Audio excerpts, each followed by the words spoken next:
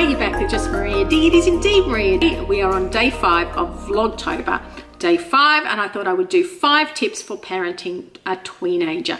Now, I have noticed in the last little while that Joey has really changed, that he seems to have morphed into what I would say classic teenage behavior. Tip 1, he has definitely become way more independent. He came home one day out of the blue and said, I want to know how to get to such and such's place via a bus, and then I would like to go into town on the tram and have lunch with Dad one day. And I thought, my goodness, where has this come from? 2 years ago, I had a child that didn't want to leave the front gate without somebody walking with him, and now I've got him Googling how to get to town, how to get to friends' houses, and how to use public transport. My job now is to facilitate that independence in a way that is safe for him, where he knows what he's doing. We can do some practice runs to make some of those things happen.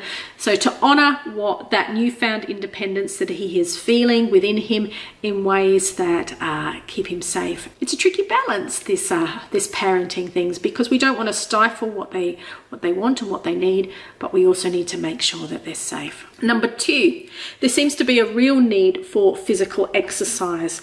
Our home ed year has completely changed this year. We have athletics on a Monday. We have trampolining on a Tuesday. We have basketball every second week on a Wednesday and Krav Maga every Wednesday night. And then he's also asking to try and fit in a football session as well. There's this real surge of energy that he wants to expend in physical exercise, which again is really new for us. What does this mean for me as a mum? I need to make sure that he is getting the opportunities to run off that newfound energy, to practice those newfound skills, that need for strength, all those things that are bubbling up within him. I need to make sure that they have got an avenue. Number 3, there's no doubt at all that he has become mouthy. You will all know it, you will all recognize it. I don't think it's that they are naughty. I don't think it's that they are nasty and malicious. I think that our tweens are asserting this newfound independence and trying to figure out how to be more autonomous with themselves and their independence, as well as, you know, express what they need, express what they want, and express that they have opinions and preferences about things as well. My job in all of this is to try and curb the mouthiness and give it a polite, empowered, listen to platform, which isn't always easy when, as a parent, you are feeling frustrated and reacting to that mouthiness. So it's a matter of me trying to just take a big deep breath and remember that this is a developmental phase, and to model and to give him some choices where he's not feeling the need to be quite so defiant and mouthy.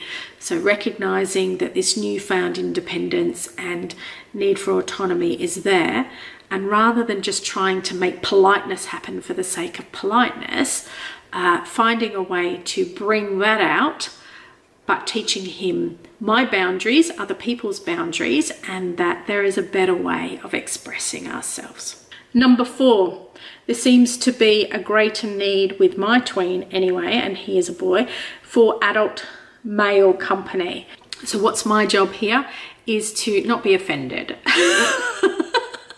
when our children choose that they want to spend time with other adults, especially of the male variety, and to realize that it is a very normal thing that as children move away from that nurturing time of motherhood, that then they seek the next phase of development, which is often a male role model, in this case his dad. And that is okay. That doesn't make my job redundant. I'm still around and on the scene and have a very important role to play, but I need to encourage and foster that within our home as well. I have noticed that a really important one for Joey has been his Krav Maga lessons. It is a majority of males. There are women that go as well on occasion, but I have really liked watching the group that he is in.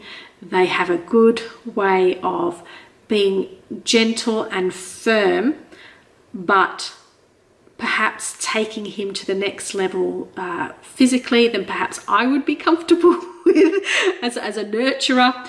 They are good at pushing that and bringing that need for him learning to establish his physical boundaries with others, as well as challenging what happens when you are challenged in a physical environment. So I have found that having those male role models have been a real important thing in his life at the moment, and it's been interesting to hear them say that they have seen his confidence flourish and develop as well. And number 5 is sleep.